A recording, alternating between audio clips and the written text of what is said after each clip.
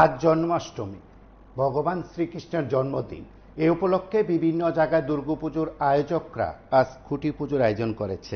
খোয়াই মহাদেব বাড়ি আশ্রম কমিটির উদ্যোগে দুর্গাপুজোর আয়োজন ঘিরে ব্যাপক সাড়া পড়েছে। তাদের আয়োজন ৭০তম বলে তারা জানিয়েছেন। আজ খুঁটি পুজোর মধ্য দিয়ে দুর্গাপুজোর সূচনা হলো বলে আশ্রম কমিটির তরফে জানানো হয়। আমরা সেখানে খুঁটি পুজো সম্পর্কে এবং আগামী দুর্গাপুজো সম্পর্কে আয়োজকদের তরফে কি বক্তব্য আমরা একবার শুনবো। আজ আমাদের মহাদেববাড়ি আশ্রমে যে দুর্গা উপলক্ষে দ্বিতীয় পূজা আমাদের আসন্ন দুর্গাপূজায় এলাকাবাসী সার্বিক কামনা করি। আর আমাদের বাজেট হলো এবার ৫ লক্ষ টাকার মতো, প্যান্ডেল বাবদ ২.৫ লক্ষ টাকা, আর এলাকাবাসী সার্বিক সহযোগিতা আমাদের পূজা হবে। কত বছর যাবত পুজো হচ্ছে এখন? প্রায় ৫০-৫২। এবছর দর্শনার্থীদের উদ্দেশ্যে কি বার্তা থাকবে আপনাদের?